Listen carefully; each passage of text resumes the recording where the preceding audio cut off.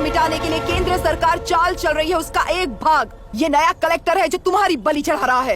इस स्कैम में मुझे फंसाने की कोशिश में वो तुम्हारे पेट पर लात मार रहा है। इस पल से मत्स्यगंधा फिशरीज मेरा नहीं है, तुम्हारा है। इस कंपनी में हर एक मत्स्यकार एक समान का हिस्सेदार है। विशाखावाणी जिंदाबाद, विशाखावाणी जिंदाबाद।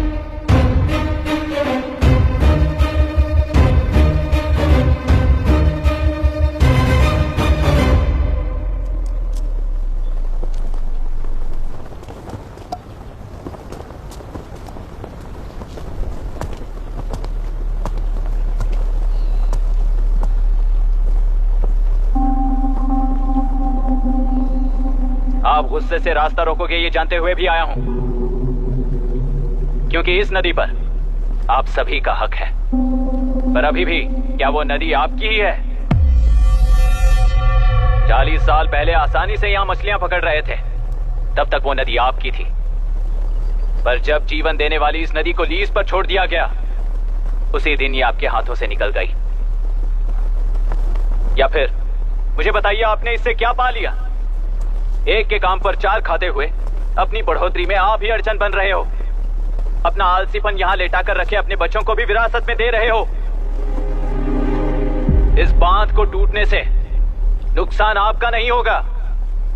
आपको इस चक्र में फंसाकर आपसे 10 गुना ज्यादा कमाने वाले इस सोसाइटी के प्रेसिडेंट्स आपसे हजारों गुना ज्यादा कमाते हुए आपके भविष्य पर सिंहासन डालकर बैठी हुई वो नियोक्ता है। आपका डर, अज्ञान, मासूमियत, विश्वास ही उसके सिंहासन के 4 पैर हैं। उस सिंहासन को बचाने के लिए, अपने गुनाहों को छिपाने के लिए आज आप सभी को उस कंपनी में भागीदार बनाया गया है, और उसका लाभ कभी भी आपको नहीं मिलेगा। यही सच है। इस नदी में क्या हो रहा है आप जानते हो, वो गलत है ये भी जानते हो, पर उस जाल से निकलकर बाहर देखने के लिए डरते हो। किस लिए डरते हो? आखिर किस लिए डरते हो? आलस के लिए या अन्याय के लिए? 100 साल पहले वेंगी राज साम्राज्य को बचाने के लिए ओडिशा से आए वीर हैं तुम्हारे दादा और परदादा। तुम्हारी तरह हर बात और बदलाव के लिए वो तो नहीं डर गए थे ना। एक बार डर नाम के इस बांध को तोड़ कर देखिए, उस सिंहासन के पैर टूटेंगे, इस मां की हथकड़ियां खुल जाएंगी। एलुरु में एक बार फिर जान आएगी।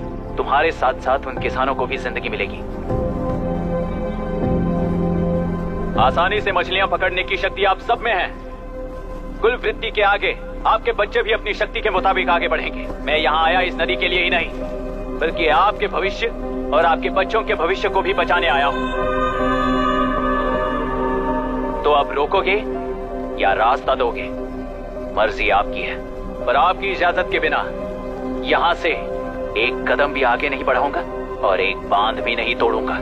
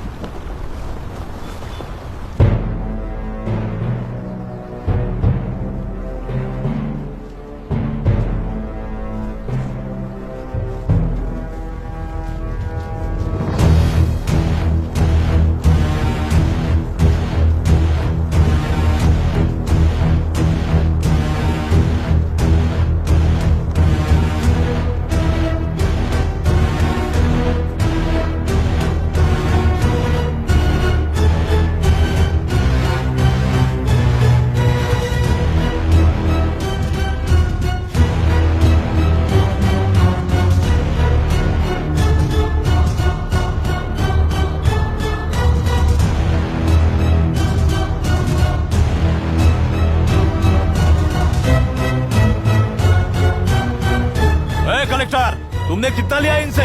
ये नदी हमसे छीन कर तुम उन लोगों को देना चाहते हो क्या? अबे घोंचो, और कितने साल तुम्हारी चलेगी? हाँ, आओ देख लेते हैं। चलो रे, मार देते हैं इन्हें। छोड़ेंगे नहीं किसी को, जान से मार देंगे।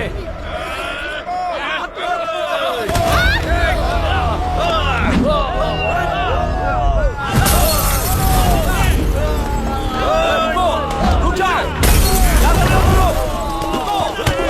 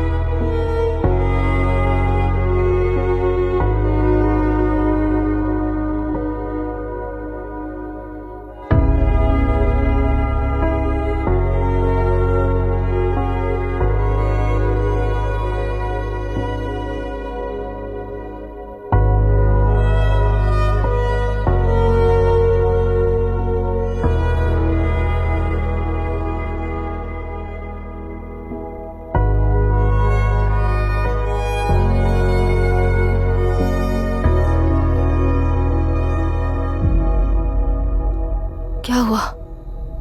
इस दुर्घटना में कुल 15 लोग मारे गए हैं और 22 लोग घायल हुए हैं। शांति कायम रखने के लिए तेलुरु के ग्राम में और आसपास की जगहों पर 144 सेक्शन लागू कर दिया गया है। कलेक्टर अभिराम को यूपीएससी बोर्ड ने सस्पेंड कर दिया है। इस संघटना से लेजिस्लेटिव कंट्रोल से एग्जीक्यूटिव ब्रांच को अलग करने की राय केंद्र सरकार के लिए एक बड़ा सवाल खड़ा कर रही है। प्रजा की समस्याओं के बारे में कोई जानकारी न रखते हुए गैर जिम्मेदाराना काम कर इस मौत को अंजाम दिया गया है। ऐसा कहकर कलेक्टर अभिराम का कई राजकीय पार्टी के नेताओं ने विरोध किया है।